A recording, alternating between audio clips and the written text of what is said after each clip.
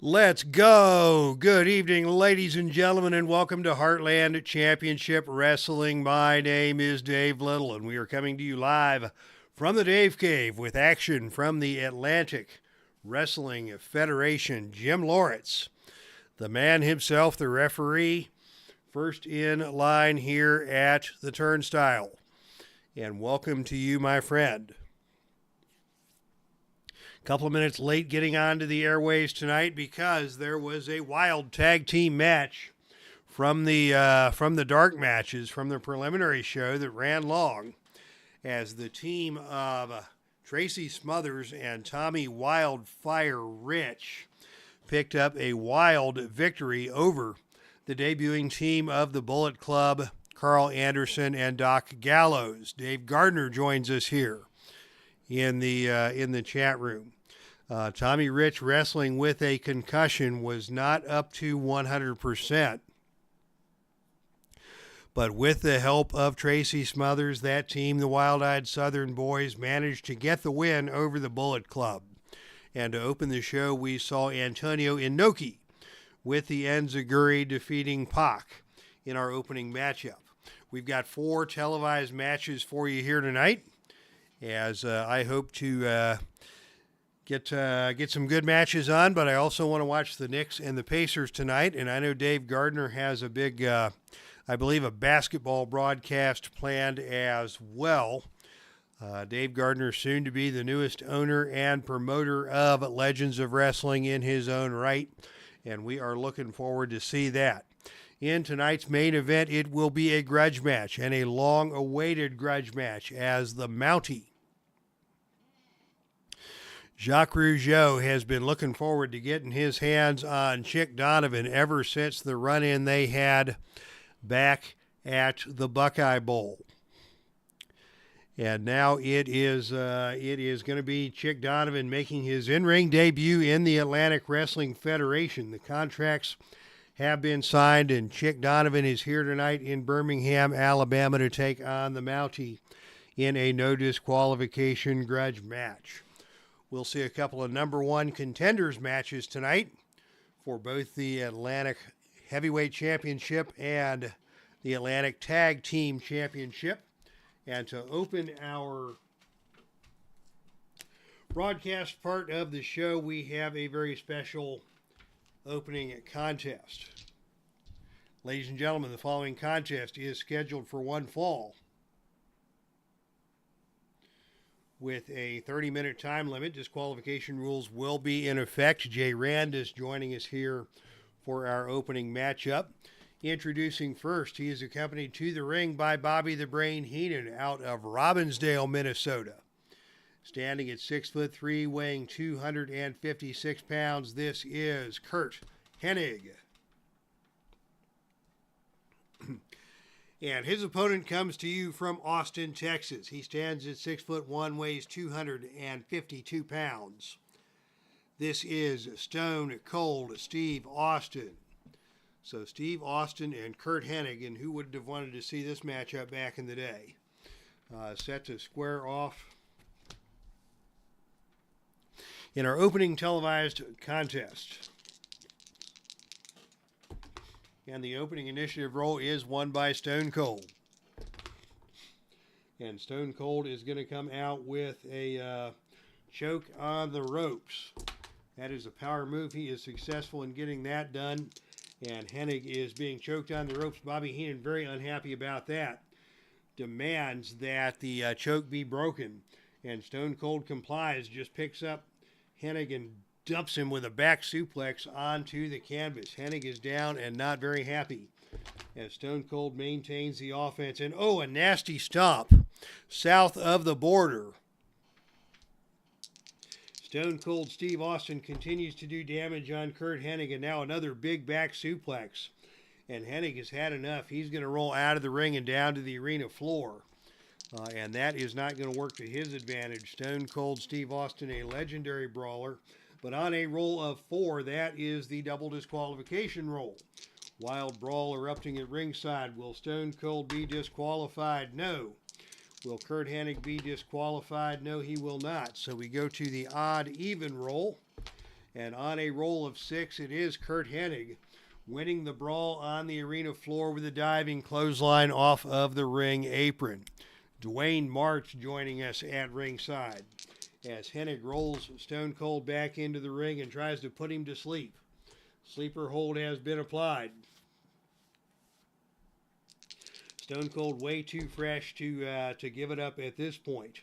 He works his way free, but a standing dropkick delivered by CURT HENNIG, and wow, what a thing of beauty that was. I think CURT HENNIG had one of the best standing drop kicks that you would ever witness, right up there with the likes of Dolph Ziggler in terms of his ability to elevate from a standing position and nail the drop kick. Stone Cold Steve Austin has been stunned. And now a big forearm hammer delivered by Hennig. Austin getting to his feet with a series of punches, and Austin is going to fire right back. And dice overboard. As you'll notice, Dave Gardner, the very wonderful Digital to Dice Con dice tray. A main event at any arena anywhere in the world, says Dan Douglas. Stone Cold now has taken control, and he is going to come with another choke on the ropes, but this time Hennig is going to be able to get out of the way of that one. He takes down Steve Austin with a double leg, and now a rolling neck snap that stuns Stone Cold Steve Austin. He is down, and Hennig is on him with the axe, that move popularized by his father. He hits the axe, and Stone Cold is in trouble here. CURT HENNIG is going to go up for a death jump. Death jump to be attempted by Hennig. And on a roll of 10, it is Hennig coming off of the top rope with a big flying drop kick that puts Stone Cold Steve Austin down on the canvas once again. Hennig now is going to follow that up with another rolling neck snap. Austin has no counter for that. And Hennig is going to follow up now with the axe once again. And Hennig is now going up for another death jump. And on a roll of 9, he nails a flying clothesline off of the top rope. Stone Cold is down. Hennig stays on him. Whip to the turnbuckle. Off the turnbuckle comes Steve Austin, and on a roll of 8 is the big kick by CURT HENNIG that stuns Steve Austin. Bobby Heenan very happy at ringside as CURT HENNIG has taken control here. Another forearm hammer has been delivered. Austin slowly getting to his feet, but Hennig with a hip toss tries to take him over and back down to the canvas. Stone Cold blocks that and comes back instead with a whip to the ropes. And Hennig off of the ropes is going to come with a running knee lift that stuns Stone Cold Steve Austin and knocks Austin out of the ring and down to the arena floor. Austin now out of the ring. On a roll of 8, it is Hennig who is going to win the brawl on the arena floor and just pitch Stone Cold Steve Austin into the crowd. This match has been very volatile, and we haven't even seen a single pin attempt yet. As Austin crawls back into the ring, he gets clobbered by Hennig with another forearm hammer. But Austin blocks that and again goes south of the border on Hennig. Hennig collapses to his knees. It's going to be a lonely night for Mrs. Hennig tonight as another stomp from Stone Cold Steve Austin does its damage. Hennig finally slowly getting to his feet, whipped to the ropes. Off the ropes comes Austin, and on a roll of 6, it is Austin with a powerful shoulder tackle that takes Hennig down to the canvas. Mudhole stomps from Stone Cold Steve Austin.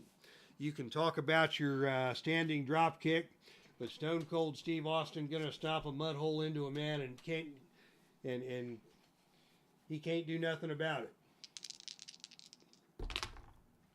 Followed by a kick to the knee of CURT HENNIG, trying to slow the man down. But Hennig follows up with a hip toss. Austin blocks that, and Austin comes back again with a whip to the ropes.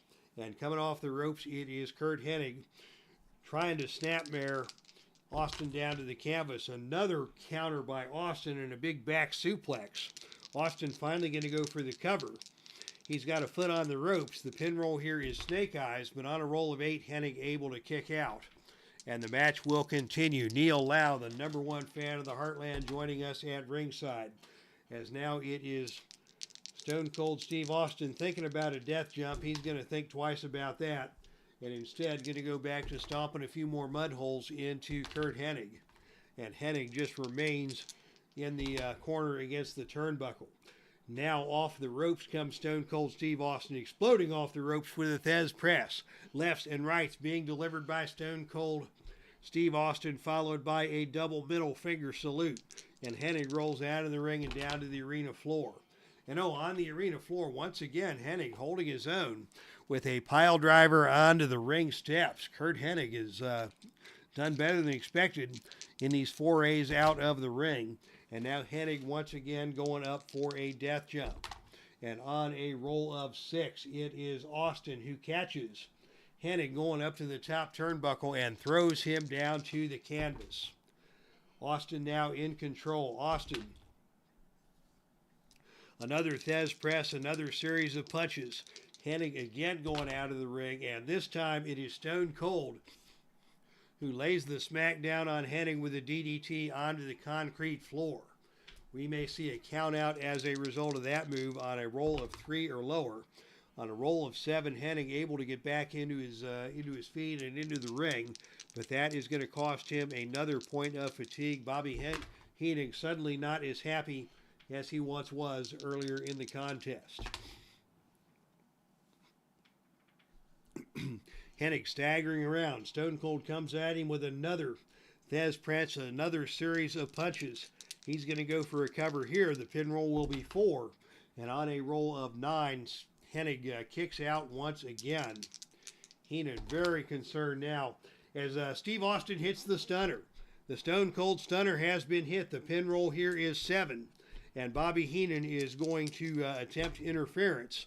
On a roll of 8, Heenan trips up the opponent, allowing his wrestler to attack from behind. So Austin hits the stunner, but Heenan grabs the leg of Stone Cold before he can go for the pin, allowing HENNIG to stagger to his feet and score with a knee smash from behind. HENNIG now with a chance to do some more damage. A running knee lift will cost Austin a point of fatigue. HENNIG follows that up with another trip to the top rope for a death jump.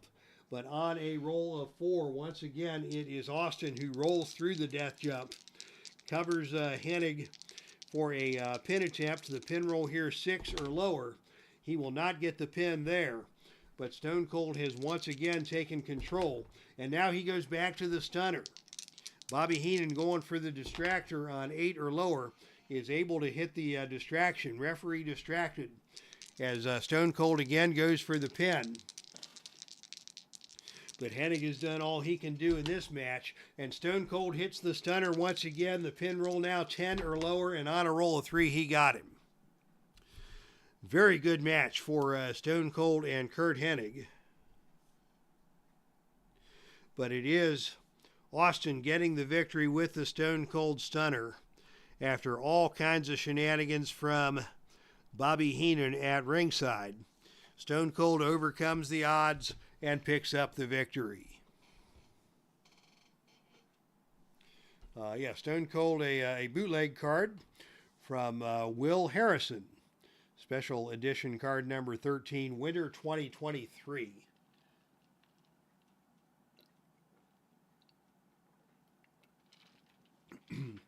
Will Harrison, great guy.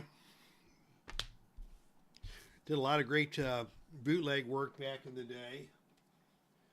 But he has gone on hiatus from bootleg creation for personal, professional reasons, whatever reason life takes him in a different direction.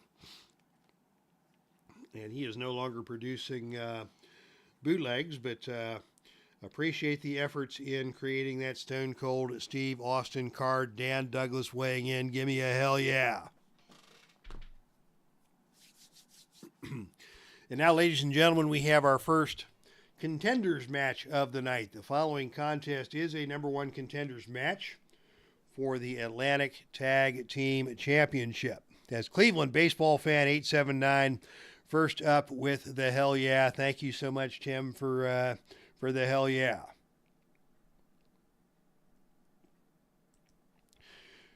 The current Atlantic Tag Team Champions.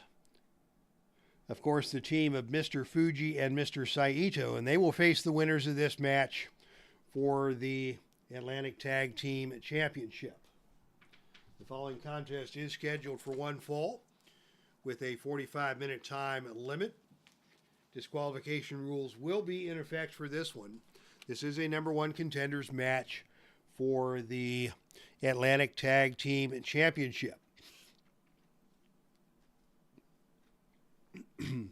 Introducing first, team number one, standing at 6 foot even, weighing 242 pounds, out of Atlanta, Georgia. This is Matt Bourne. And his tag team partner from Omaha, Nebraska, standing at 6 foot 3, weighing 245 pounds. This is Ted DiBiase. Ted DiBiase and Matt Bourne, taking us back in time to the 1980s when they worked together in Mid-South as part of the Rat Pack. DiBiase, of course, back from his successful run at Digital to DiceCon 2025, where he picked up a victory over Hacksaw Jim Duggan in the Digital to DiceCon tournament before losing, I believe, to Kurt Angle in that competition. So DiBiase and Bourne are set to take on their opponents, accompanied to the ring by their manager, SoCal Val.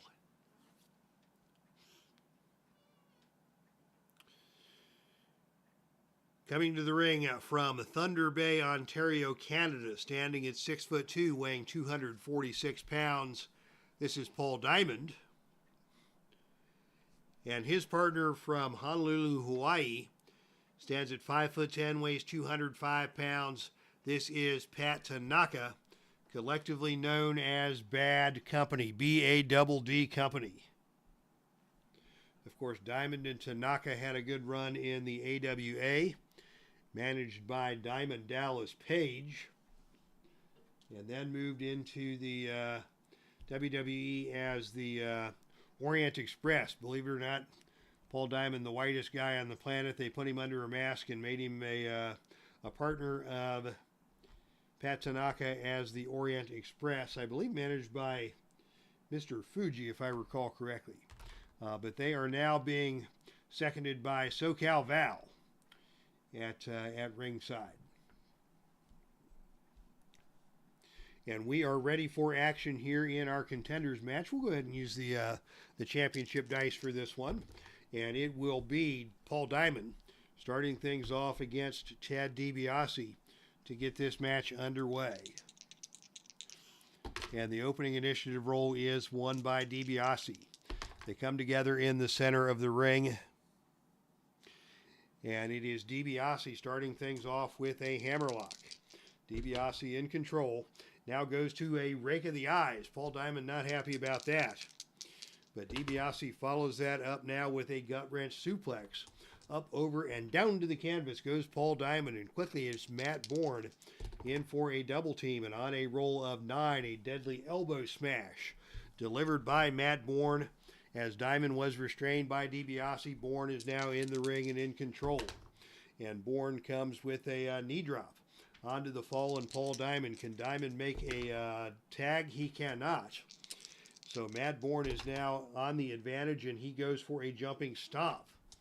Diamond again tries to make the tag, this time successful. And into the ring for the first time, we will see Pat Tanaka. And Tanaka comes in with a hip toss, taking Bourne over and down to the canvas once again, followed by just grinding the face of Matt Bourne into the mat. And I think Tanaka may have gone to the eyes because Matt Bourne's slow to get to his feet. And Tanaka is on him. And here comes Paul Diamond for the double team bad suplex. That's B-A-D-D suplex.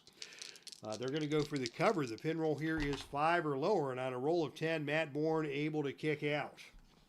Paul Diamond now your legal man in the ring. And it is Diamond going up top for a death jump. Off the top rope comes Paul Diamond, but Matt Bourne caught him. BORNE caught him, and Diamond has been thrown down to the canvas. BORNE now is in control as Diamond is hurt. And now it is BORNE going for a cannonball jump. This is a +2 finisher. The pin roll here will be 6. And on so that's a mandatory pin save. So on a roll of 6, it is SoCal Val coming with the distraction to save Paul Diamond from the pin. But Matt BORNE will continue on offense. BORNE now with another jumping stomp. Tag made to Ted DiBiase. DiBiase coming back in with a gut wrench suplex. And down to the canvas again goes Paul Diamond. DiBiase follows that up with a big vertical suplex. And Paul Diamond is going to roll out of the ring and down to the arena floor. And on a roll of 3, it is Paul Diamond winning the brawl on the arena floor and body slamming Ted DiBiase onto the announcer's table. Big turn of momentum there for Bad Company. And now it is Paul Diamond once again going up top for a death jump. And once again, disaster for Paul Diamond as DiBiase is going to roll through the death jump and make the cover. The pin roll here 5 or lower, and on a roll of 7, Diamond able to kick out. But that was a calculated error by Paul Diamond that opens the door for DiBiase. DiBiase now going to the second rope, where he is going to attempt an axe handle. This is a choice E maneuver. He'll need 7 or lower to connect on that, and on a roll of 5, he nails it. And Diamond now is just going to roll out of the ring and down to the arena floor once again. And this time Diamond on the receiving end of a big move by Ted DiBiase. As DiBiase drop kicks Diamond over the security railing, we may see a count out here on a roll of 6 or lower. And that's it. On a roll of 6, Paul Diamond counted out after Ted DiBiase drop kicks Diamond over the top, over the security railing, and Diamond unable to get out of the crowd and back into the ring ahead of the 10 count. So we'll do a little housekeeping here. Tanaka, no points of fatigue. Diamond, 3. 1 for BORNE and none for DiBiase. DiBiase gets the count-out victory over Diamond after a dropkick over the security railing. And we now have number 1 contenders. Ted DiBiase and Matt BORNE will face off against Mr. Fuji and Mr. Saito for the Atlantic Tag Team Championship. And it looks like during that match, we had a comment from Dan Douglas. I talked with Pat Tanaka in the bar the weekend of WrestleMania 6 in Toronto. Real cool and nice guy. Yeah, I've heard a lot of good things about Pat Tanaka. Just a good dude. Not related to Professor Tanaka, but his father was a pro wrestler as well. So Pat Tanaka, second generation professional wrestler. Paul Diamond was actually a goalie in the Major League Soccer before he flamed out and wound up in the wrestling business.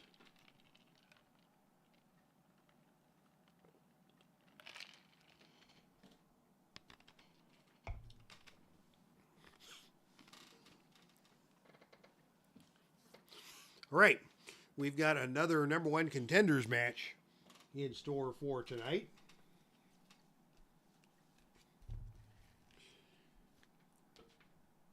Of course, your Atlantic heavyweight champion currently is Terry Bam Bam Gordy. He does have a title defense coming up against One Man Gang.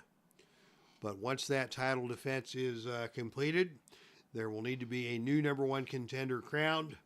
And these two men are both in line for that honor. Ladies and gentlemen, the following contest is scheduled for one fall with a 45-minute time limit. Disqualification rules will be in effect. This match is for the number 1 contender's position for the Atlantic Heavyweight Championship. Introducing first out of Kings Lynn, England. Standing at 6'4", weighing 242 pounds, the national treasure, Nick Aldis. And his opponent stands at 6'2", weighs 250 pounds, out of Roanoke, Virginia, Mr. USA, Tony Atlas. Yes, Duke Kiwamuka. Thank you, Jay Randus. I couldn't think of the name, but yeah, that was the guy. The father of Pat Tanaka. And now we have Tony Atlas and Nick Aldis for a shot at the Atlantic Heavyweight Championship for the winner of this match. Both of these men former Dixie Heavyweight Champions. The Dixie Championship, the secondary title in the Atlantic Wrestling Federation. And once you have won that title, that gives you an automatic contenders match for a shot at the championship. So that's how both of these men got there. And I believe it was Aldis who initially defeated Atlas for the Dixie Championship before Aldis lost it to Blackjack Mulligan. The opening initiative roll is tied, and that means we go shenanigans. Nick Aldis will be headed to the Face to the Mat Shenanigans booklet. And on a roll of 11 is the wrestler Agile. Indeed, the agility is equal between these two men. So there will be no shenanigans. But it will be Nick Aldis who opens the match on the offensive. And he comes out with a double axe handle that stuns Tony Atlas. The agility between these men is even. Atlas, of course, has the power advantage.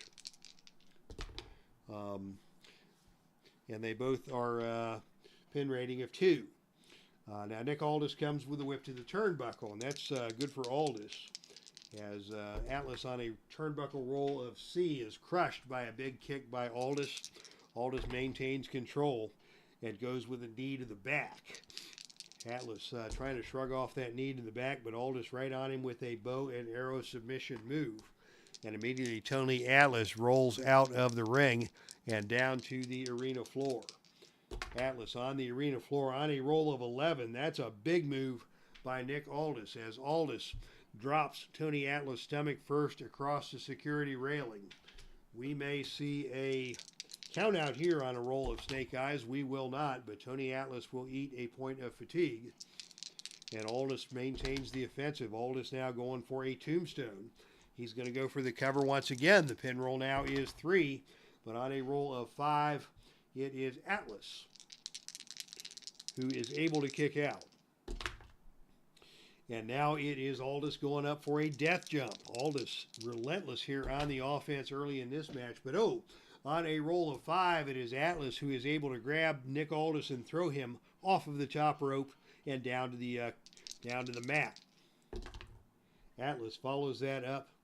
He is not going to let Aldis escape the ring. Instead, it is going to be Atlas with a jumping headbutt that stuns Nick Aldis. Atlas follows that up with a big drop kick. Aldis still does not go down, but Atlas maintains the offensive. And he is going to go now for a bear hug. This is a choice F maneuver, choice F. He'll need 7 or lower to complete this. And on a roll of 4, the bear hug is in place.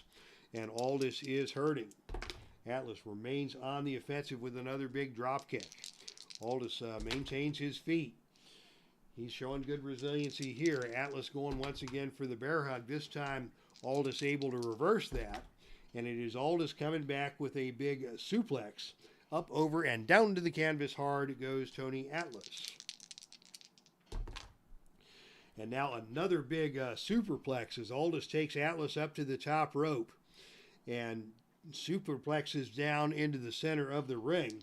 He's going to go for the cover. The pin roll here, 4 or lower, and on a roll of 4, he got him. Just like that, Nick Aldis with a superplex seemingly out of nowhere.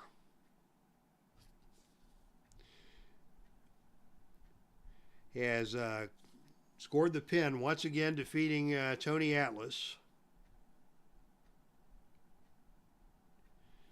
And it will be Nick Aldis in line to square off against the winner of the match between Terry Bam Bam Gordy and the one-man gang for the Atlantic Heavyweight Championship. Nick Aldis, what a guy. I really think very highly of Nick Aldis as a personality. Very, very good wrestler. I hope WWE puts him back into the ring and lets him show his stuff in the ring as well as on the microphone. Neil Lau, was I right? Thought it was 20, not 10. Who knows? I mean, I've seen countouts of 20 in certain matches in Ring of Honor and AEW. I've seen the 10 count be administered in some federations. I don't think there is a hard and fast rule about that. It certainly doesn't matter in terms of the Filsinger game mechanics. If you get a count out roll, you roll the count out, and if you fail, you're counted out. Whether it's a 20 count or a 10 count, essentially doesn't matter in the grand scheme of things. And now, ladies and gentlemen, it is time for your main event of the evening. The following contest is a no disqualification grudge match, scheduled for one fall to a finish. Introducing first, out of Montreal, Quebec, Canada. He stands at 6'3". He weighs 232 pounds. This is the Mountie. I know I showed the color photo of Jacques Rougeau in the opening, but for this match, I'm going to use the old black and white Mountie card because it's the one where he's got the shock stick, and that is going to be a pivotal element in this grudge match. The Mountie, of course, got into it with his opponent tonight, Chick Donovan, at the Money in the Bank match earlier this year, and has been demanding this grudge match. Mountie also caused an injury to Dusty Rhodes with the shock stick that has made Mountie one of the most hated men in the Heartland. And because of the heat that he generates, he is able to get what he wants from times. It's your Fed, Tom Filsinger quote, exactly right. And his opponent comes from Hollywood, California, standing at 6 foot even, weighing 242 pounds. This is Chick Donovan. Chick Donovan, of course, a wild card entry into the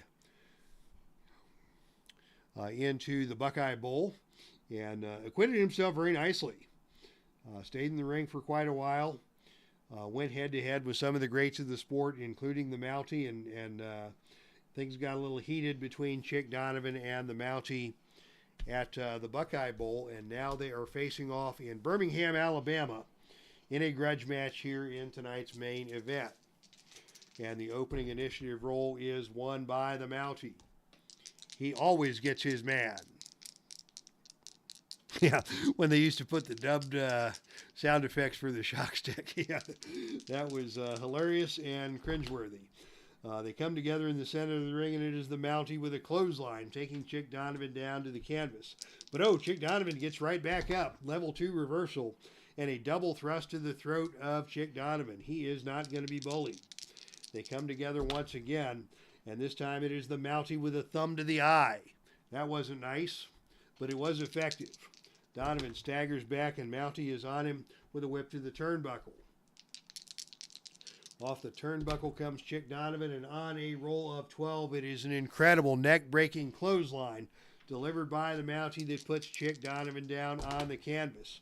He's going to go for the follow-up with a half Nelson buckle ram. Very punishing move there. And Chick Donovan now has been hurt. Big splash by the Mountie keeps Chick Donovan on the defensive. And Mountie following that up with another big splash into the corner.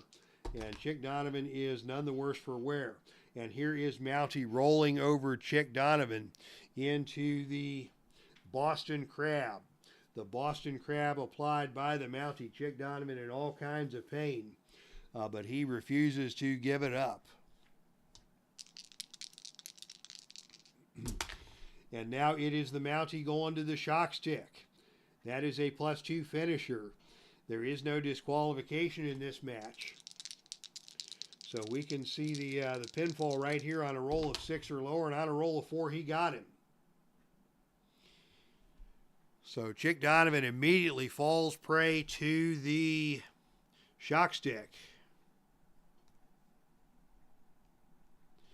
And he is out cold, but as you know, Anytime a feud match ends in doubles in the Filsinger Federation, we go to the feud table. So the Mountie isn't satisfied. He hasn't gotten enough of a piece of flesh out of Chick Donovan yet to satisfy his anger. And on a roll of 6, it is the Mountie double teaming up on Chick Donovan with one of his allies.